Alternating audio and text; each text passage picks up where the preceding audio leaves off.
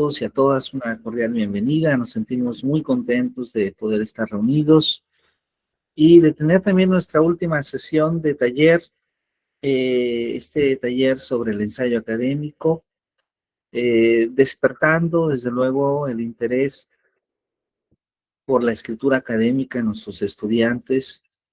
Esa es la intención que tiene este taller. La intención es poder guiar el desarrollo de nuestro trabajo académico, poderlo motivar, dar algunas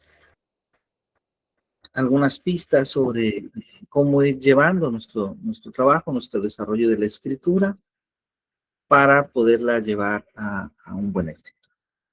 Entonces, la sesión pasada estuvimos comentando, espero que haya sido interesante para todos y para todas. Estuvimos hablando sobre el ensayo académico y nos concentramos en un aspecto fundamental, que era lo que nosotros llamábamos como una especie del corazón del ensayo, y por corazón del ensayo me refería justamente a cómo nosotros construimos el argumento dentro de nuestro ensayo, que es uno de los retos más importantes y que a veces debo decirlo, a veces es difícil de poder ver. El modelo de argumentación en el ensayo básicamente es el esqueleto que sostiene nuestra escritura académica. Y entonces comentábamos nosotros que este esqueleto al que nos referíamos tenía justamente varios elementos. Comentábamos que hay dos modelos para construir este esqueleto. Debo decirlo, al menos dos, porque en realidad pues puede haber muchos más, pero nosotros hemos tomado dos como punto de partida. Y estos modelos han sido, lo voy a permitirme compartir con ustedes. Por un lado, un modelo que se basa en la argumentación de una tesis, ¿sí? Recordemos aquí, e insisto nuevamente, no nos estamos refiriendo a ese reporte académico que llamamos tesis, que entregamos en la licenciatura, en la maestría o en el doctorado. Nos estamos refiriendo a una afirmación declarativa compuesta, tesis, ¿sí? Entonces, la tesis es el elemento esencial. Nuestra tarea para el día de hoy era justamente que todos nosotros podamos identificar nuestra tesis con claridad. Pero el modelo de Toulmin nos dice, bueno, si tienes una tesis,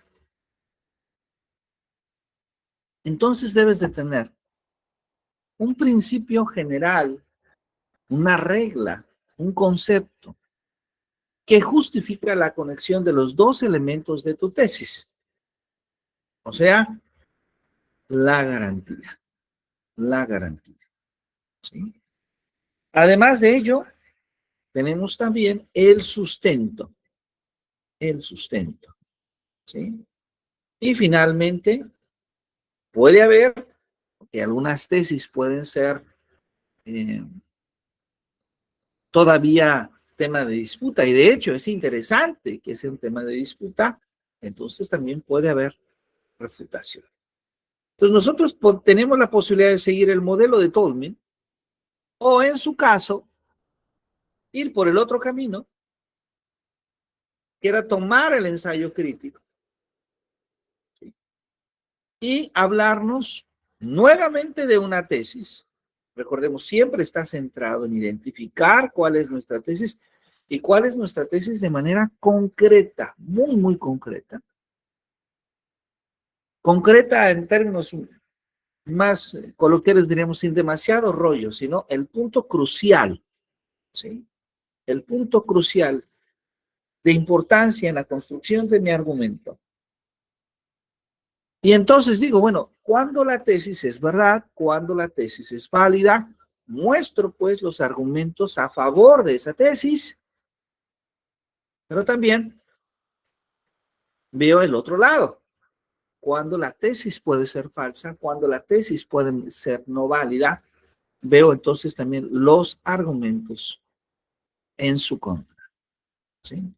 Estos son los dos modelos, el modelo del ensayo crítico y el modelo de la argumentación de una tesis.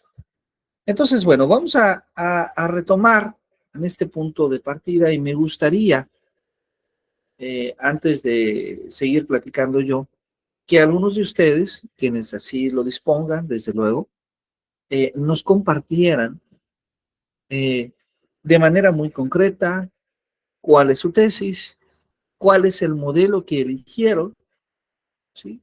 Y si de acuerdo al modelo que eligieron, recordemos, vamos a dar la construcción. Siguiendo a Toulmin, es un camino, siguiendo el ensayo crítico, es desde luego otro camino. Muy bien, a quién le gustaría compartirnos su propuesta? Este es un espacio abierto. Maestra Elizabeth, adelante, por favor, si es tan amable. Le pediría si puede compartir pantalla y después a la maestra Mónica, con mucho gusto.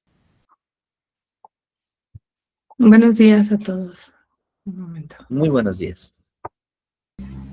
Buenos días. Buenos días, buenos días.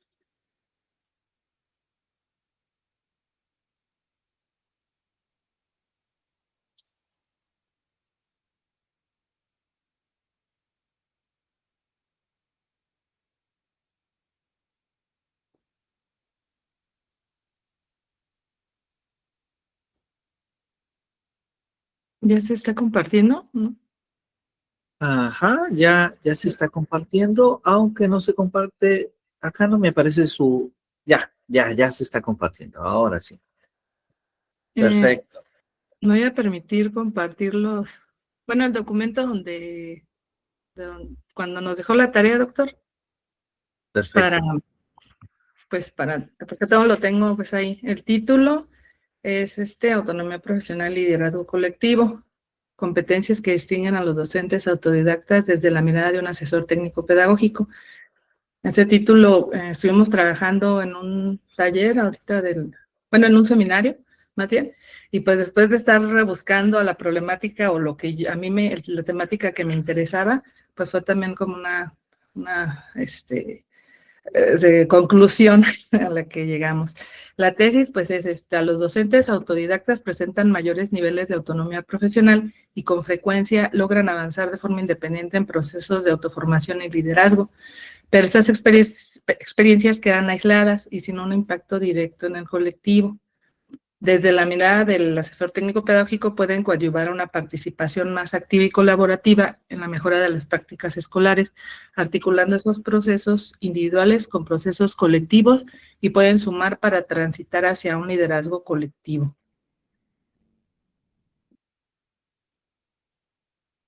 Y bueno, ayer yo estaba considerando cuando nos estuvo compartiendo sobre el otro modelo, porque ya habíamos visto el de Turing, se me hizo así como, ay, qué difícil, ¿cómo voy a encontrar la garantía? Y que el sustento teórico, pues ya estuve revisando algunos autores, pero ya que terminamos el taller de ayer, la clase de ayer, me puse a pensar y ver como que sí puede entrar dentro del modelo de Tomlin, porque sí existen argumentos a favor. Bueno, encontré que la garantía es que si los docentes autodidactas desarrollan mayores niveles de autonomía profesional y liderazgo pedagógico a partir de procesos de autoformación, entonces esas capacidades pueden potenciar la mejora de las prácticas escolares cuando se articulan con espacios colectivos de trabajo colaborativo.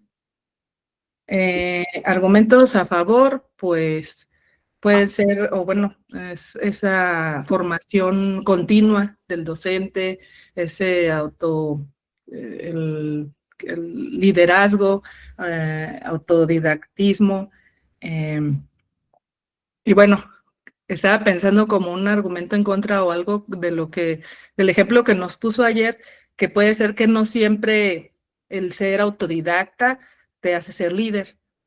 No siempre el que, pues uno, que busques esta formación continua también, coincida a lo mejor con el plan de trabajo que hay en una escuela o con los objetivos que se persiguen. Puede que el docente tenga objetivos pues personales o muy específicos y que no siempre se puedan conjugar con un trabajo colaborativo. Eso podría, bueno, creo que podría ser como un argumento en contra, pero no sé, que desde ayer quería compartirles también lo que había escrito de introducción, pero bueno, por el tiempo y así ya no pude. Muy bien, maestra. Veo que más abajo nos habla del sustento teórico. Sí, estuve buscando, pero pues realmente no, de esto no tengo nada. Esto fue de lo que estuve viendo anoche. Ok, perfecto. Ok. Bueno, bueno, en este caso nos va a faltar el soporte, ¿sí? ¿Cuál es el soporte? El soporte va a ser justamente ese sustento teórico que creo que ya una parte investigó, que justamente consiste en cuáles son las teorías, las investigaciones desarrolladas eh, sobre la garantía que usted propone. ¿Cuáles son entonces, pues, las teorías, vamos a decirlo de esta manera, las teorías del liderazgo, las teorías de la autonomía profesional docente, que de alguna manera se alinean a la garantía que usted propone? Ese va a ser un punto importante. Y la parte que nos va a faltar, que lo comentó usted de manera verbal, va a ser, por otro lado, la refutación, ¿sí? La refutación. ¿En qué casos esto no se cumple? Porque es muy cierto. Puede darse el caso en que desarrollar la autonomía profesional no necesariamente implique un papel de liderazgo, por ejemplo. Entonces, debe de haber también otros autores, otras investigaciones que nosotros podamos citar, que nos puedan brindar este marco para poder refutar la tesis que nosotros proponemos. Ese es el punto. Pero muy bien, me parece bien. Hay que entonces terminar de construir el soporte y también hay que construir la refutación. Una duda, doctor. Bueno, estábamos trabajando, bueno, nos trabajamos en la introducción. Ayer le puse aquí este título por si no lo preguntaba. Perfecto. O sea, bueno, durante en el cuerpo del ensayo, pues nos comentó que incluso en la introducción no debe de ir esta parte de la tesis, porque pues es de lo que se está planteando. Pero, por Exacto. ejemplo, en la refutación también en algún momento se tiene que tocar dentro del ensayo, como para, bueno, está todo esto y yo estoy argumentando porque estos autores, pero en un punto, pues también considerar esas áreas, donde, esos argumentos en contra, también dentro del ensayo, o eso es nada más como para el cuerpo de lo que estamos armando. Tengo ahorita esa No, duda. desde luego, sí también forma parte del ensayo. Esto va en la sección del desarrollo, desde luego, en la sección del desarrollo. En la sección del desarrollo, nosotros primero hacemos latente el papel que juega la garantía. La garantía se convierte en el hilo conductor de las dos premisas sobre las cuales se construye la tesis.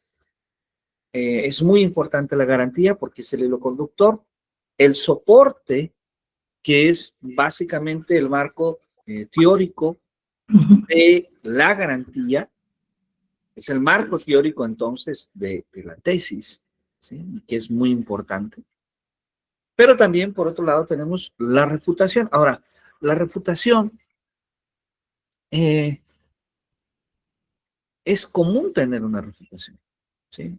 cuando nosotros hacemos una investigación y no tenemos, y más lo digo en el caso de las eh, ciencias sociales, la educación misma, es normal, recordemos que acá no tenemos leyes generales como las ciencias naturales, como, eh, eh, como por ejemplo las matemáticas.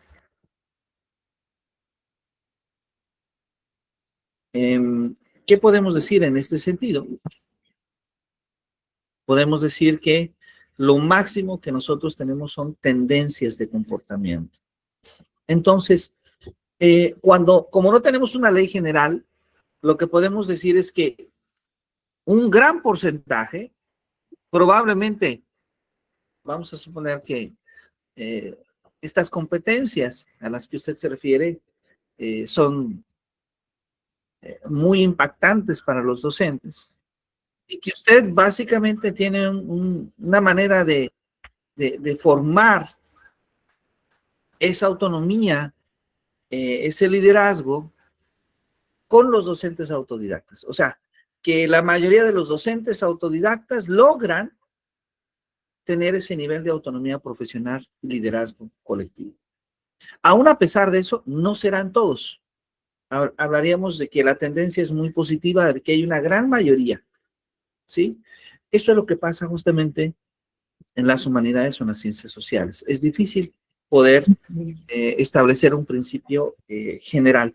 Entonces, con un pequeño margen que no lo es, ya da pie a que existan casos donde no se cumple y entonces hay manera de refutar la propuesta.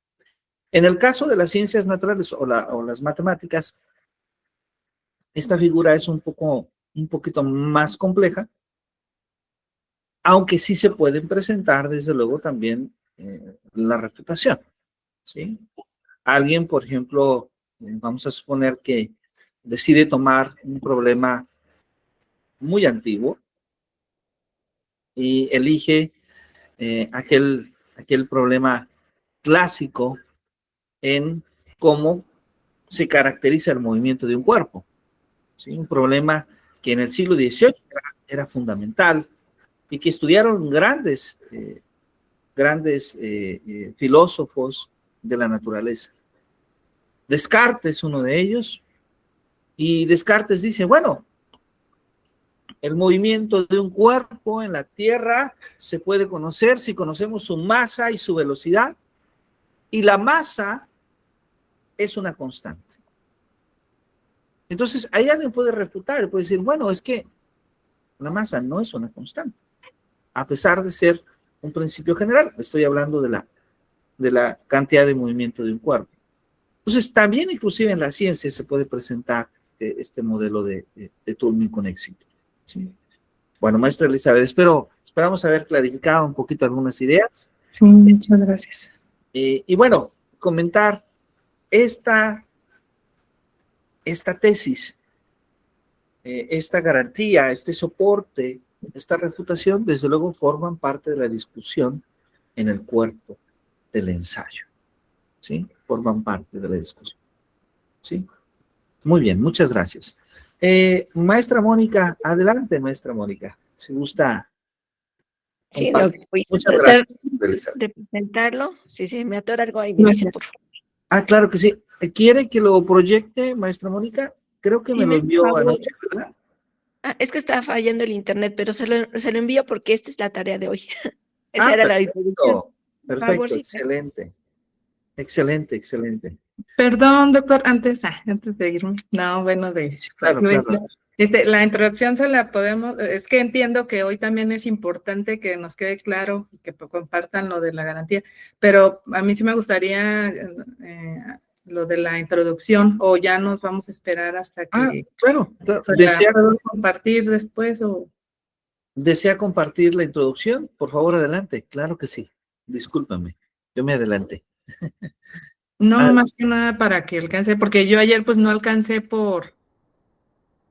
porque había muchas dudas y eran importantes, creo. Entonces, les voy a compartir la pantalla.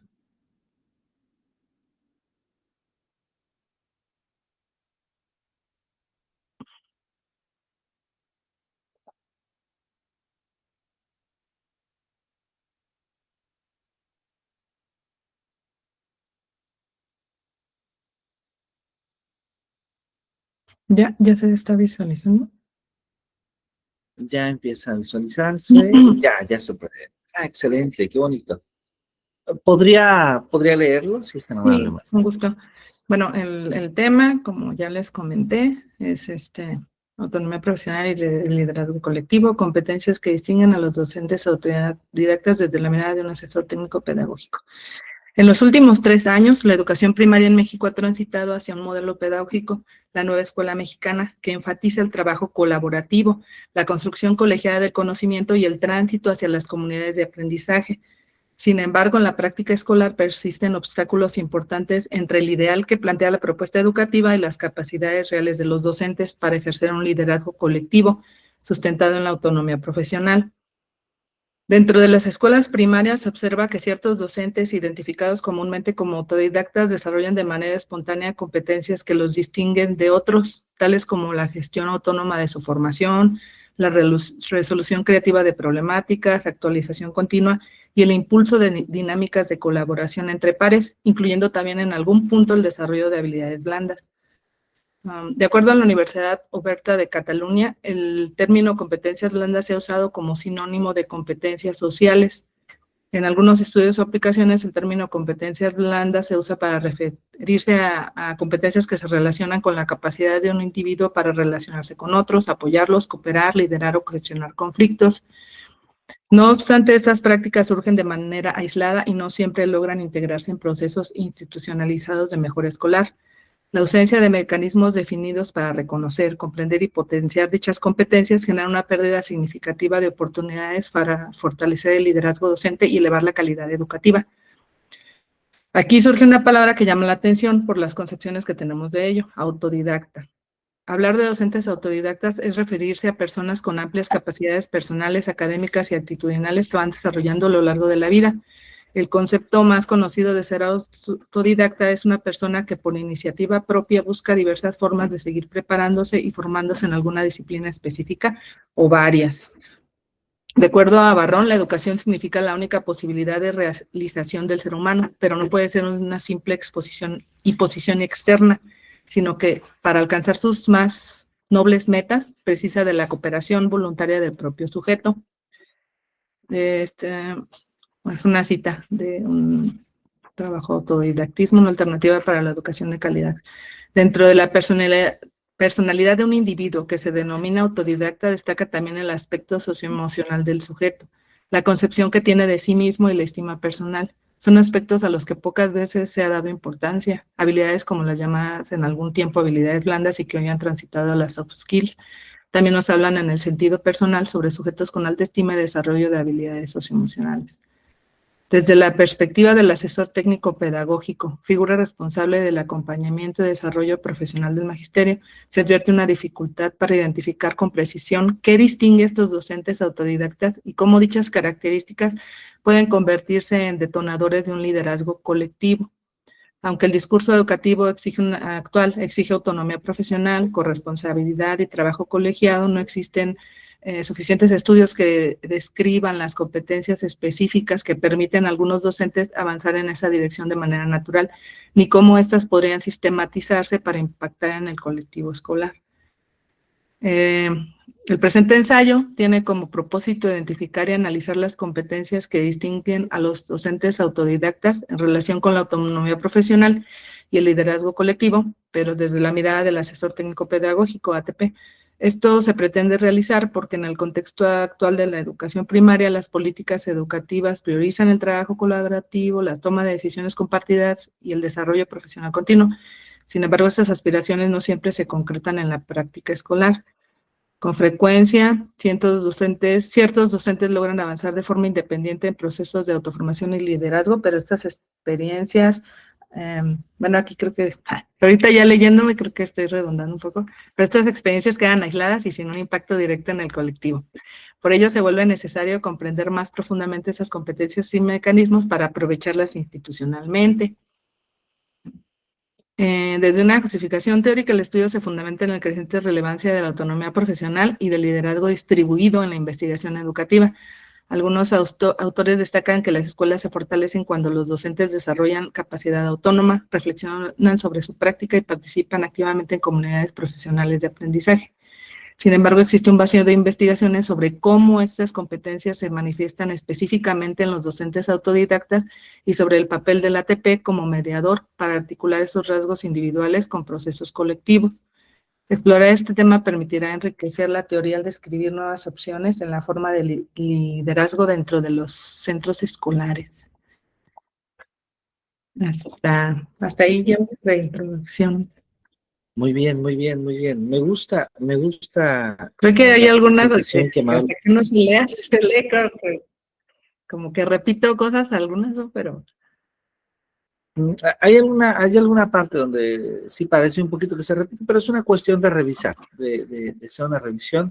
Me gusta su introducción. Tal vez agregaría algunas referencias que siento que hace falta considerar, porque en lo general cuando cita a Barron, hace falta poner la referencia al final y el año en el que hace la cita, por ejemplo, y al principio cuando va a hablar del concepto de docentes autodidactas, cita a la Universidad de Cataluña, pero no cita a un autor en específico.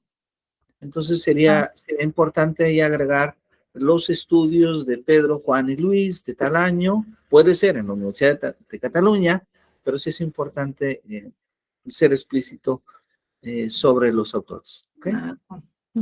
Muy bien, muy bien. Muchas gracias, maestra Elizabeth. Sobre todo, lo que yo traté de revisar, poner mucha atención en lo que usted presentó, es que su tesis esté en la introducción. Y esto es muy importante, porque a veces escribimos la introducción en una dirección diferente y no. La introducción, de hecho su nombre lo indica, busca presentar la tesis. No solo como un enunciado, sino con algo más completo. Generalmente incluimos ahí eh, el contexto en el que se desarrolla la tesis y desde luego también cuáles son los intereses, cuáles son los temas que queremos investigar alineados, conectados con la tesis misma. Así que muchas gracias. Creo que su introducción cumple con estos requisitos. ¿Sí? La maestra Miriam nos escribe, en la redacción se escribe un apartado con el título de la garantía y soporte, van implícitos en la narración. Qué buena pregunta, maestra Miriam. No llevan un apartado. Digamos que para el ejercicio de tarea de reflexión que dejamos anoche es ideal para poderlos identificar, pero en el texto, en el ensayo, no hay un apartado que diga, esta es mi garantía, este es mi soporte, van implícitos dentro de la narración. Nosotros, pues al leer el ensayo tenemos que identificar con facilidad. Pero, por ejemplo, ahorita sí lo podemos ir poniendo, ¿no? Para ir guiándonos. Claro, construcción sí. En este momento que ustedes están en este proceso de escritura, pueden escribirlo, pero ya en el envío final no tiene que haber una sección que diga, este es el soporte, esta es la garantía. ¿Sí me explico? Sí. Sino que es más bien un cierto tipo de narrativa, de conversación. El ensayo se escribe en tercera persona. Así, se escribe en tercera persona. La narrativa, que es otro producto académico, sí se puede escribir en primera persona. En este caso es en tercera persona. Y bueno, hay una recomendación muy interesante de la maestra Ana María, muy útil, sobre la lectura de la maestra Elizabeth, que le puede ser de utilidad. ¿Sí? Muy bien. Voy entonces a compartir, si me permiten, ya me envió la maestra Mónica su esquema.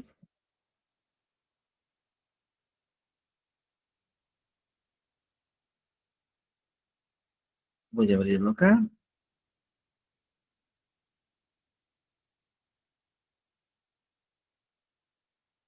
Y voy a compartirlo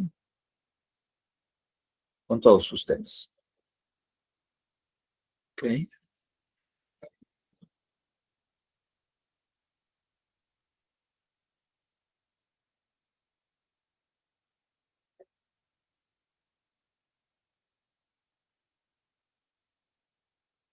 A ver si se puede ver. Sí, doctor, gracias. Muchas gracias. Muy bien, entonces, aquí la maestra Moni nos escribe la tesis.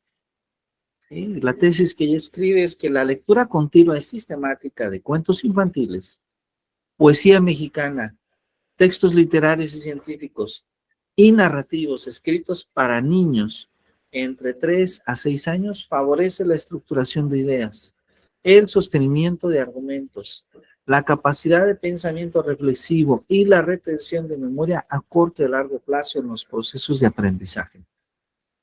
Bien, interesante, aunque muy ambicioso, porque situamos muchos aspectos, ¿verdad? Los cuentos infantiles, la poesía mexicana, los textos literarios, científicos y narrativos. Probablemente la poesía mexicana, los cuentos infantiles, ya entran dentro de los textos literarios y narrativos. Es decir, esto, si me permite, maestra Mónica, podríamos tal vez escribirlo de una manera un poquito más breve y hablar justamente de que la lectura de textos, voy a llamarlo literarios y científicos, ya en el desarrollo del ensayo, puede usted dar más elementos. Entonces, la lectura de textos literarios y científicos favorece, ¿sí? La estructuración, si usted, la estructuración, y aquí hay varios elementos, ¿sí? Por ejemplo, el sostenimiento de argumentos tiene que ver con la capacidad que desarrollan los niños de pensamiento crítico. También ese pensamiento crítico está ligado al pensamiento reflexivo. Entonces, podríamos hablar de que favorece cierta estructuración, que favorece el desarrollo del pensamiento crítico y creativo. Y claro, si nosotros profundizamos un poquito sobre el pensamiento crítico y sobre el pensamiento creativo, vamos a poder encontrar que ahí dentro está la idea de sostener argumentos, la idea de estructurar ideas, la capacidad de un pensamiento reflexivo y analítico, y desde luego, la atención y la retención, que son dos de los primeros momentos muy importantes para alcanzar el aprendizaje. Entonces, bueno, tratamos de simplificar el argumento para que pueda ser mucho más claro. Ahora, la garantía que nos da la maestra Mónica es que la lectura continua y sistemática de textos literarios mexicanos, ¿sí? Bien, aquí hacemos, bueno, primero lo leo como lo escribe, textos mexicanos, favorece la estructuración de ideas, el sostenimiento de argumentos, la capacidad de pensamiento reflexivo, la retención a corto y a largo plazo, los procesos de desarrollo de aprendizaje en educación preescolar. De hecho, Vygotsky escribió un maravilloso ensayo donde nos habla sobre cómo la lectura nos ayuda a construir el pensamiento. Y yo le recomendaría a la maestra Mónica leer mucho este ensayo porque ahí ella va a encontrar justamente la garantía que necesita. Justamente la garantía que necesita. Y entonces esta garantía que tenemos acá, ajustarla, hacerla un poco más breve y más clara. El soporte o el sustento, muy bien. Delia Lerner es una escritora muy importante. Aquí siempre, y esto lo comparto a todos con la escritura, hay que cuidar mucho, no intercambiar mayúsculas y minúsculas, preferiblemente son minúsculas dentro del proceso de escritura. Pero un muy buen elemento que cita es Delia Lerner. Inclusive, aquí mismo podríamos citar como otro sustento a nuestro favor, podría ser la propia obra de Lev Vygotsky, que ya hemos citado anteriormente. La incorporación de los chicos a la comunidad lectora y escrita es el de formar alumnos como ciudadanos de la cultura escrita. A ver, pero estamos hablando de la lectura. Y la cultura escrita, desde luego, está conectada, pero eso hace más énfasis en la escritura. Esquema de niveles del proceso de lectura y escritura de edad preescolar, por Emilia Ferreiro, perfecto. Emilia Ferreiro, desde luego, es también un referente importante que puede dar un soporte. Irma Fuenlabrada, cuando se refiere justamente a las series orales. Ajá.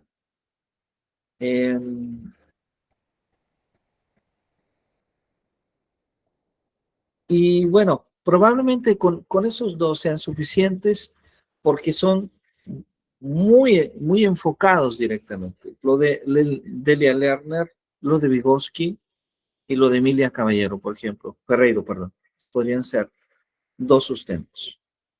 Hay una refutación, ella nos habla de una refutación, y la refutación que ella observa es de Pedro Valenzuela, que enfatiza la modulación sobre la edad para los lectores infantiles, que advierte sobre la presión de los niños. Mire, esto es muy interesante, no todos están alineados, no todos están de acuerdo, hay quienes tienen una perspectiva distinta, exactamente.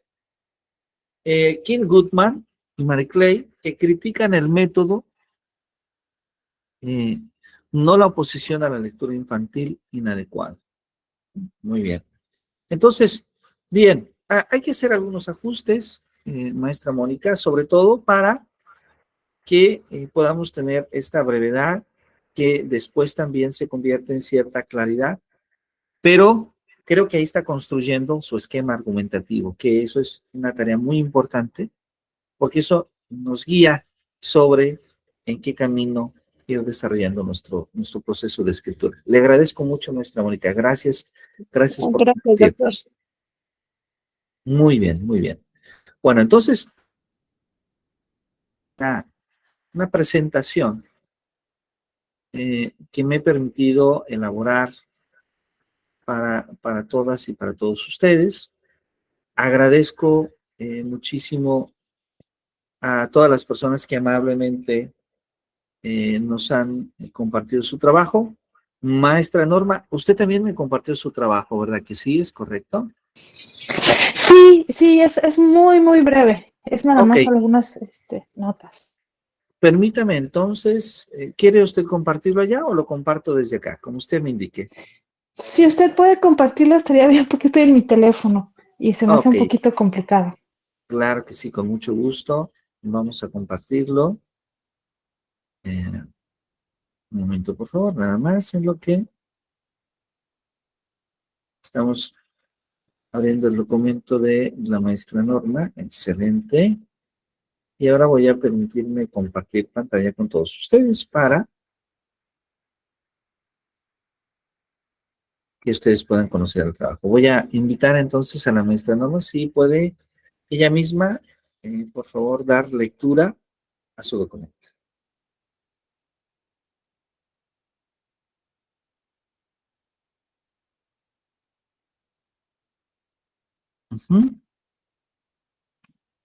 Entonces, aquí aparece el documento.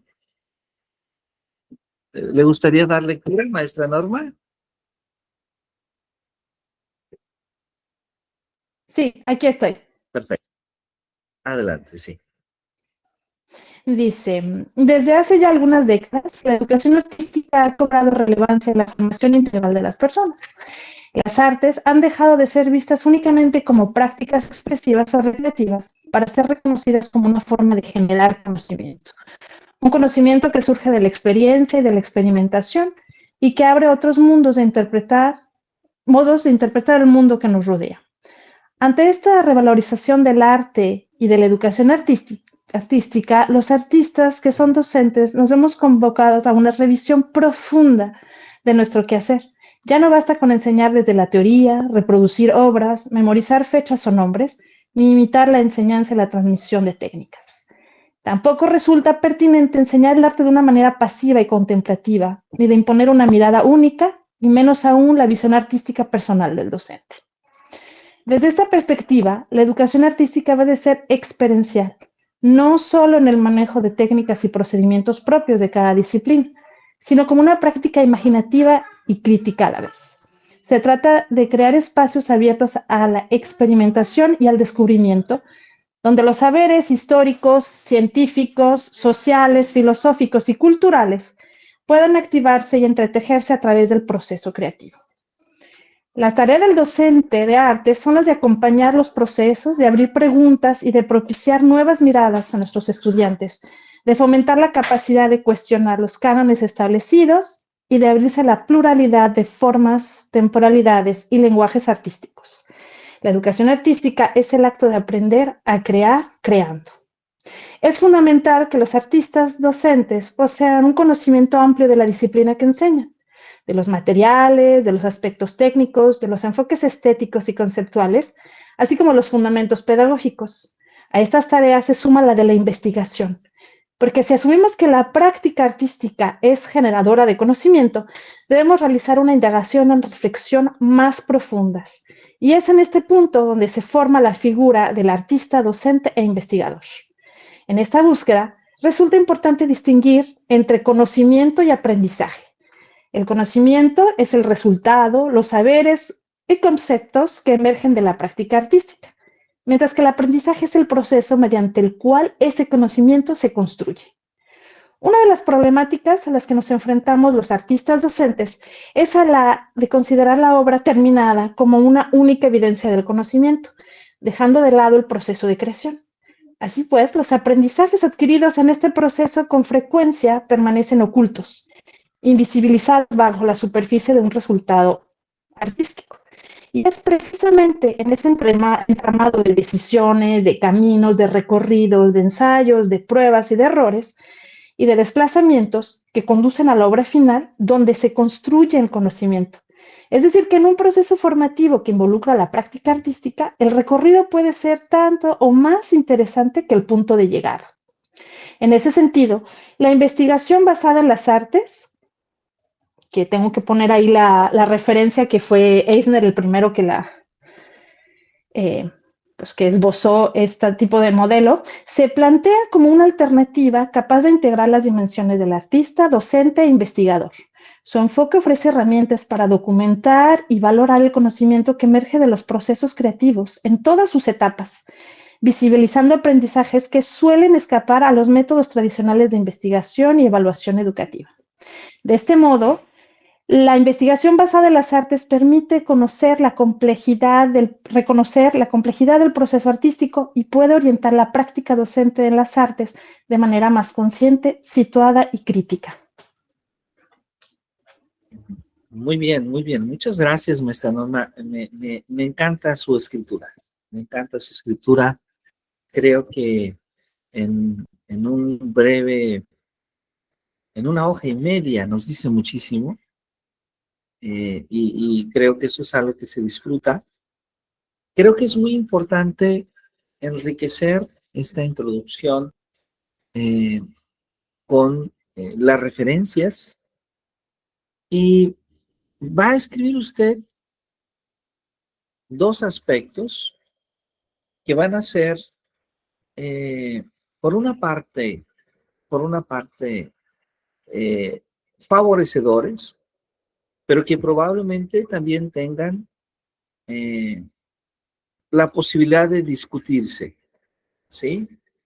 Cuando se refiere justamente a la noción de aprendizaje, a la manera en la que define el aprendizaje y la manera también en la que define conocimiento. ¿Cómo eh, usted definiría el concepto de tesis? Es decir, ¿cuál considera usted que es la tesis, la idea principal de su trabajo?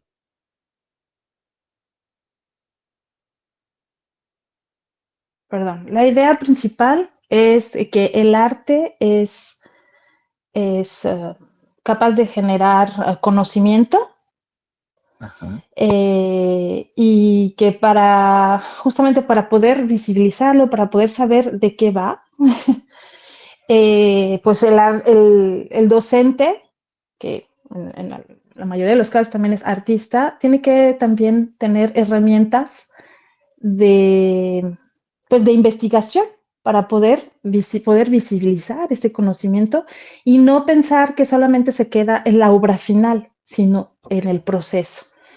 Ok, muy bien. Sí. Esto desde luego le da a usted, hay dos aspectos muy interesantes. Primero, hay que tratar de escribir la tesis a mano, como decimos, escrita. Esto nos va a ayudar mucho para que pueda ser lo más clara posible, pero yo logro identificar en lo que usted escribe, por ejemplo, su soporte basado en lo que usted llama la investigación basada en las artes, ¿sí? Ahí Sí. veo su soporte y veo su garantía en dos conceptos que son muy interesantes como usted los define y que probablemente pueden ser controversiales y eso es enriquecedor, que es la manera en la que define conocimiento y la manera en la que define aprendizaje desde esta perspectiva. Creo que estos dos son dos conceptos fundamentales que pueden ser justamente la garantía de su propuesta y claro, parte del trabajo que sigue es desarrollar justamente el sustento lo suficiente para poder articular plenamente los argumentos que usted desea abonar para que pueda verse el arte también como la generación de conocimiento. Y estoy de acuerdo con usted, ¿eh? Solamente hay que ir construyendo esos argumentos y para ello va a ser necesario, además de Eisner, pensar en otros autores que puedan aportar desde esa misma mirada. Así que muchas gracias, maestra Norma. Muchas gracias por compartirnos su trabajo. Muy, muy interesante. Gracias. Pues, le agradezco mucho. Bueno, entonces voy a compartir brevemente para ir cerrando algunas ideas sobre el ensayo, algunas ideas también sobre nuestra sesión del día de hoy. Hablábamos el día de ayer del rigor formal, las citas, la ética. Hablábamos de la importancia que tiene y vean que el día de hoy nos hemos permitido hablar de 3 ejemplos muy interesantes, todos muy interesantes. El uso del lenguaje, el uso del estilo de escritura, ¿sí? Entonces, la precisión es un elemento muy importante. La precisión es un elemento muy importante. Desde luego estamos pensando en que la escritura evite la ambigüedad y que tenga una corrección gramatical y ortográfica adecuada, ¿sí? Entonces, debemos de procurar siempre la mayor claridad y precisión en el lenguaje académico, ¿sí? Esta es una sugerencia.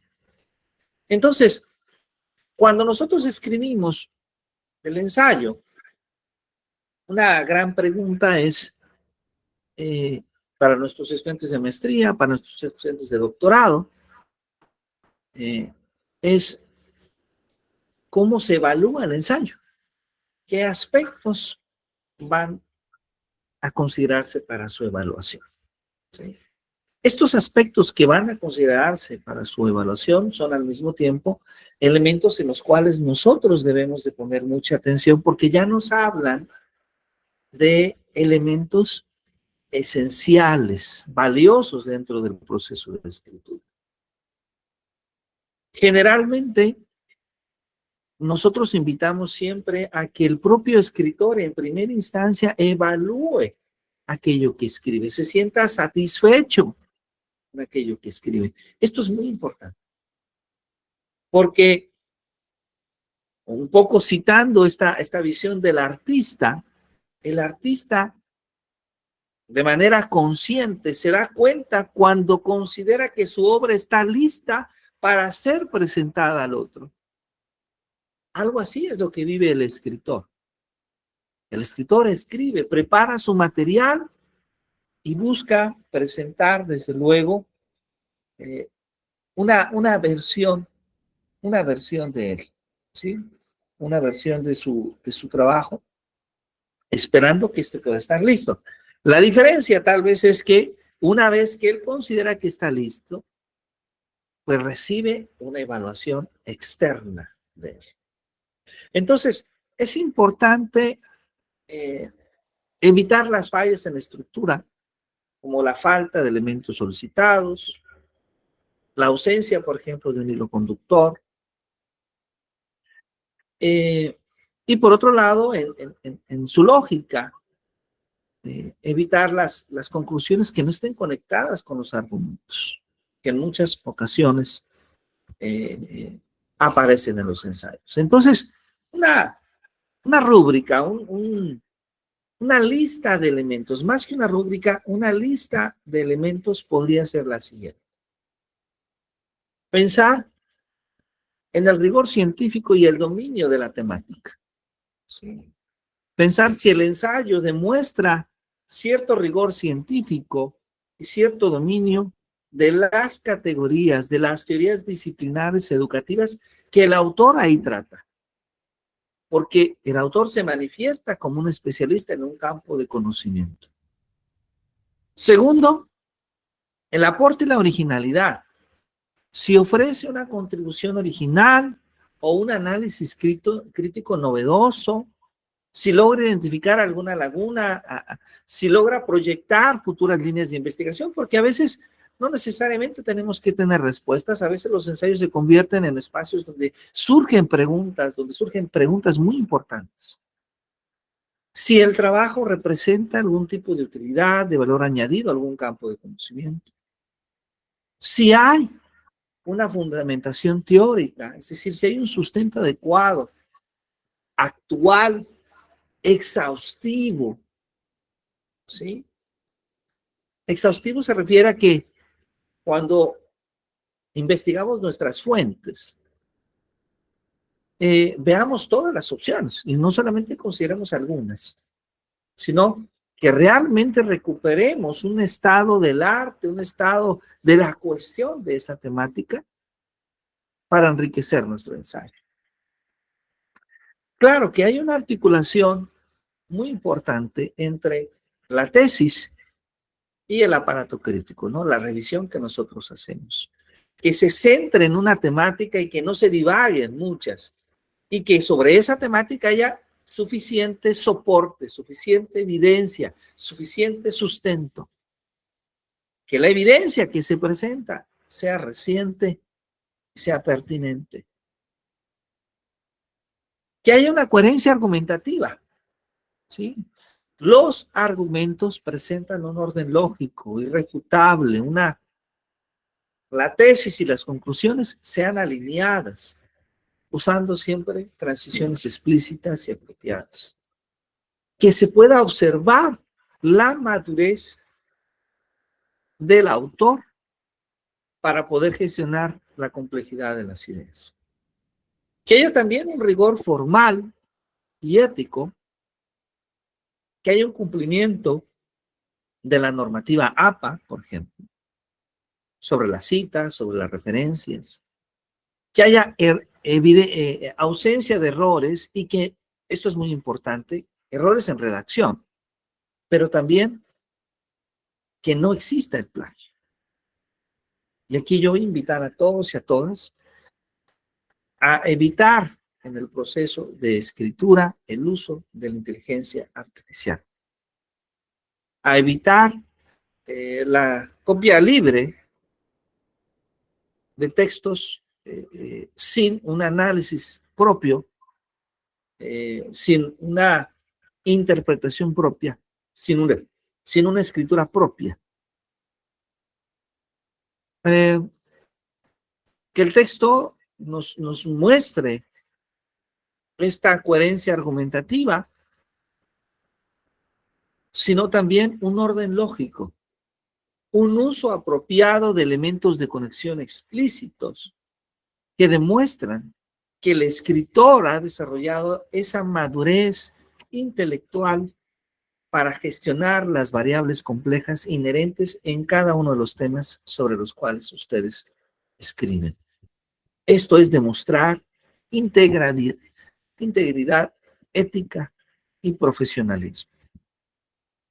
Entonces, el ensayo es un ejercicio de investigación, sí, pero muy especialmente es un tipo de investigación formativa, porque en el momento en el que nosotros escribimos, en el momento en que nosotros investigamos, también nos formamos, desarrollamos habilidades profesionales y personales muy importantes. Esto contribuye a nuestra formación como maestros, como doctores, como investigadores.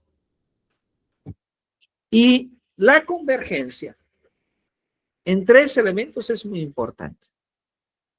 La profundidad conceptual, desarrollar el dominio teórico del tema que nosotros presentamos, número 1. Número 2, la habilidad metódica. Nuestra argumentación, sea a través de la propuesta crítica, sea a través de la argumentación lógica. Y tercero y último, la integridad profesional, la adhesión a la normativa APA y a la ética. Estos tres elementos son sumamente importantes. Eso nos permite entonces ver al ensayo como ese vehículo para el análisis crítico, para que el estudiante logre posicionarse como un intérprete activo de su realidad social, de su realidad educativa, porque es a través del ensayo que nos habla de ello.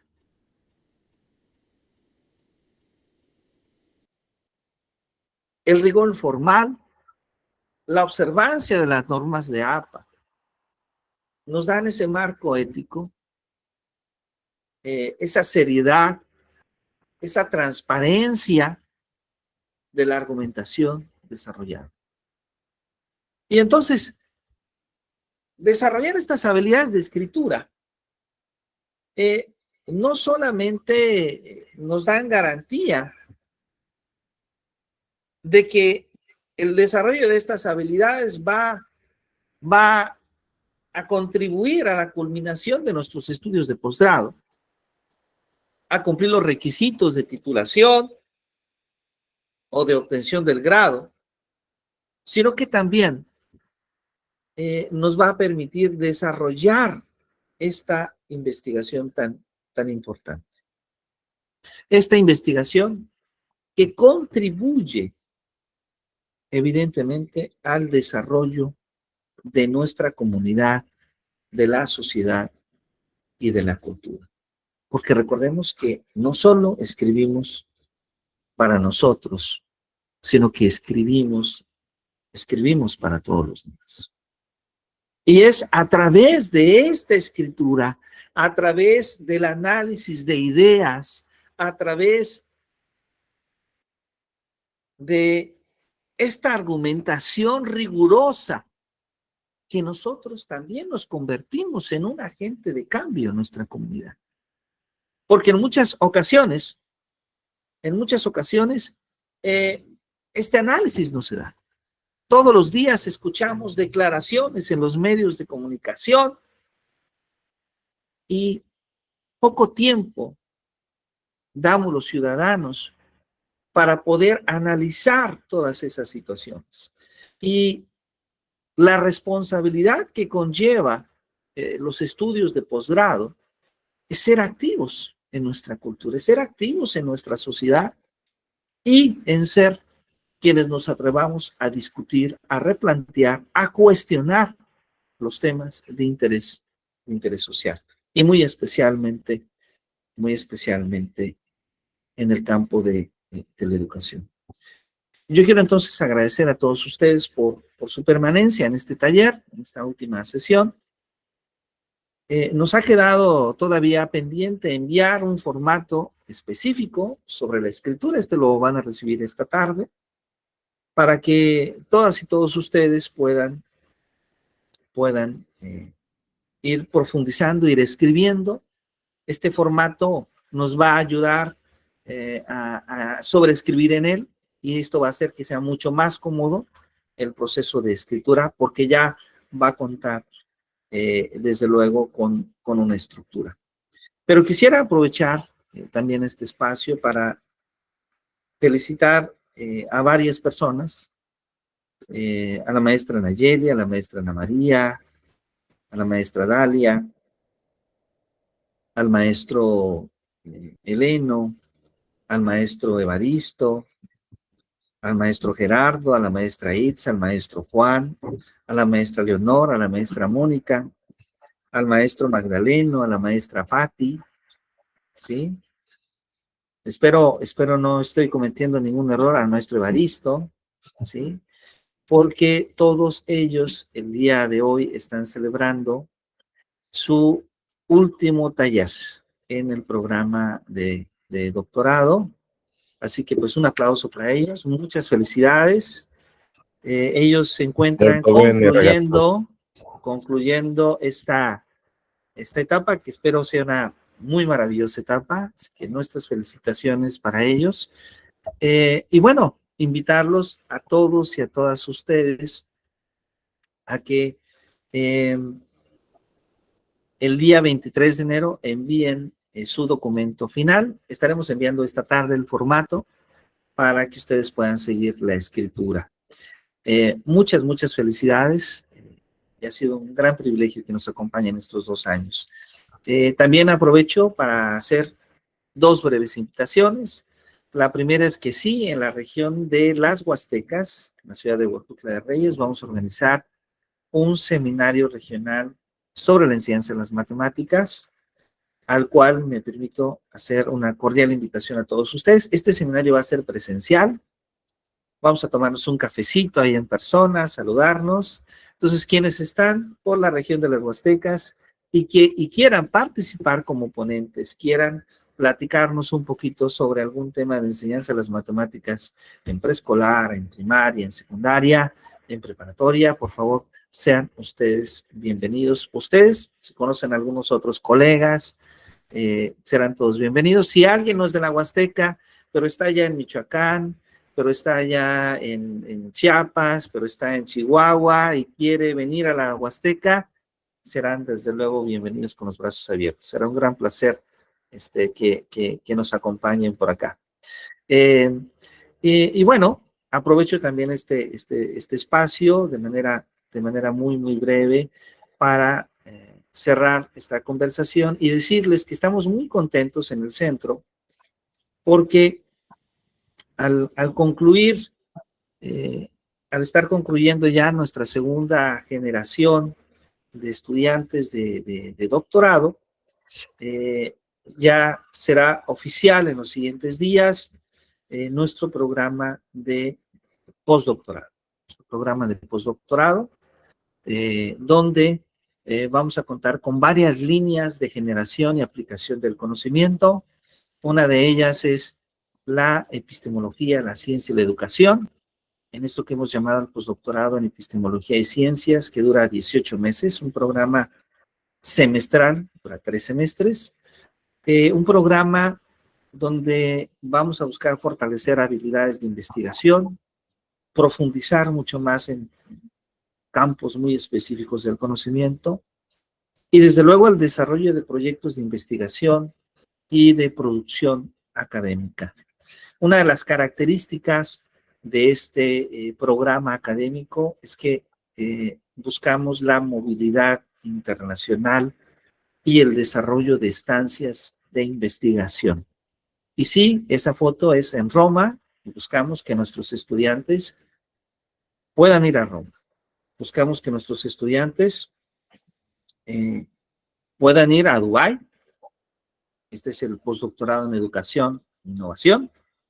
O que nuestros estudiantes puedan ir a Oxford, ¿sí? Es un programa con estancias de investigación y movilidad internacional. Entonces, pues bueno, para quienes están interesados en los procesos de escritura académica, para quienes están interesados en la posibilidad de formarse en espacios más globales, pues bueno, hacemos esta invitación a todos y a cada uno de ustedes. Pues bueno, ha sido un gran placer estar esta mañana con ustedes. Les deseamos mucho éxito en este proceso de escritura. Y bueno, formalmente, maestro Luis Fernando, ahora sí podrá irse a pescar todos los días que restan hasta el 12 de enero, porque entramos oficialmente en nuestro periodo vacacional. Quisiera decirles que solo descansen, pero a donde vayan, a la playa, al bosque o a pescar, no olviden llevar su cuaderno de notas para que sigan reflexionando sobre su ensayo, ¿sí? Es un gran placer saludarlos. Maestro Evaristo, adelante, por favor. Última pregunta, maestro. Antes que nada, agradecerle, ¿verdad?, por todo, diría, la paciencia, ¿no?, que nos tuvo en cuestión del doctorado. La verdad, yo en lo personal aprendí muchísimo, ¿sí? Y es un conocimiento y experiencia que me llevo de usted. Fue muy agradable el estar en este grupo igual con los compañeros. Y pues mis felicitaciones, la verdad. Gracias. Seguiremos aprendiendo de usted y pues no nos despedimos porque posiblemente, bueno, sigamos, ¿no? O lo vamos a seguir en las conferencias, ¿verdad?, en los talleres que tenga. Muchísimas gracias. Gracias por sus palabras y será un gran placer coincidir. Ojalá que nos veamos acá en la Huasteca. Será un gran placer. Claro que sí, doctor. Y la siguiente pregunta en cuestiones del trabajo de la introducción, ve que le pedí el enlace para poder enviarlo. No sé si nos lo podrá compartir. El enlace de... Para subir los trabajos. Ah, claro que sí. Sí, perdón. Gracias por comentarme esto. Voy a compartirles que aquí en el chat, ahora no los vamos a subir a Classroom, ahora voy a pedirles si amablemente lo pueden enviar por correo electrónico.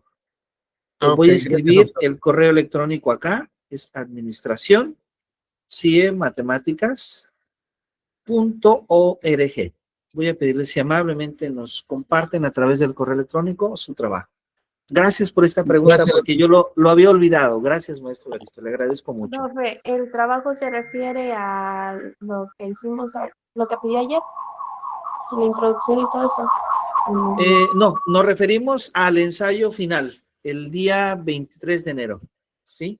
Okay. Al ensayo final ya concluido, el día 23. Bueno, el 23 de enero es la fecha límite, pero desde luego que ustedes pueden ajustar, trabajar 2 o 3 días, enviarlo y después olvidarse de esa tarea. Depende de su organización personal, ¿sí? Pero la fecha límite es el 23 de enero. Maestra Mónica, adelante, por favor.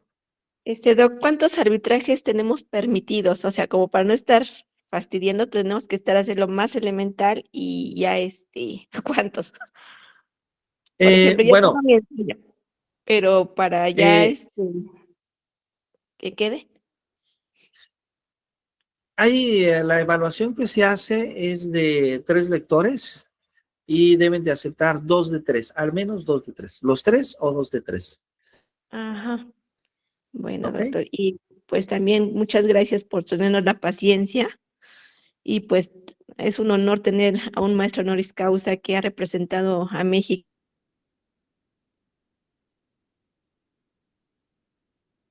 el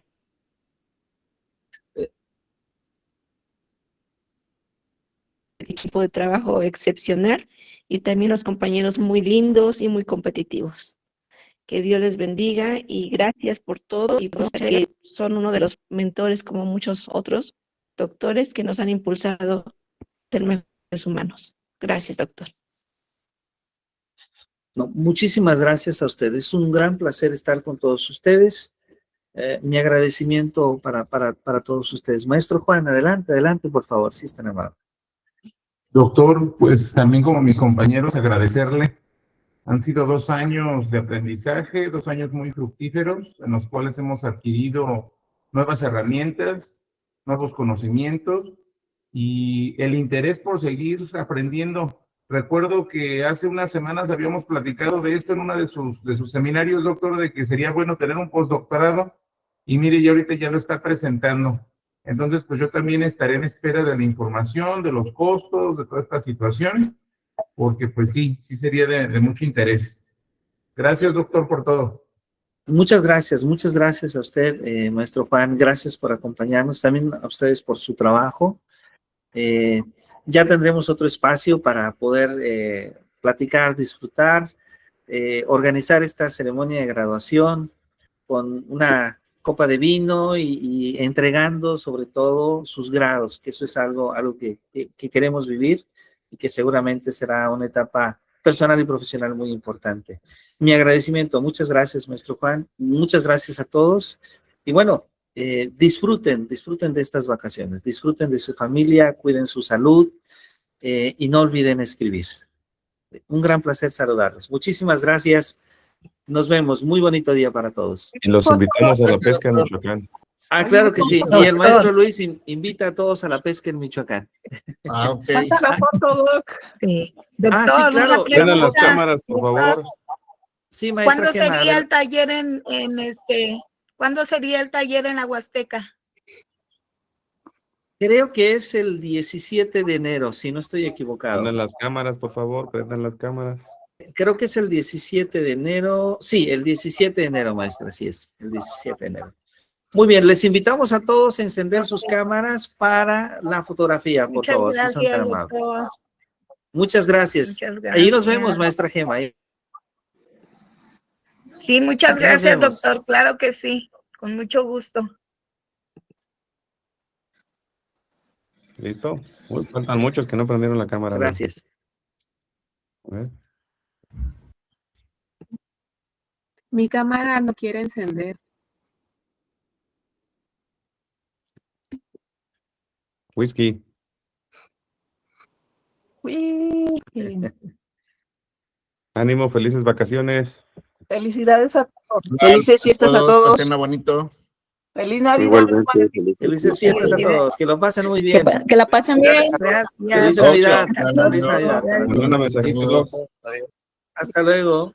para ver lo de las Bye, bye. preguntas, Muchas Doc. gracias. Bye. ¿Perdón? Para ver si ahorita me manda un minutito, ¿no? Ah, ok.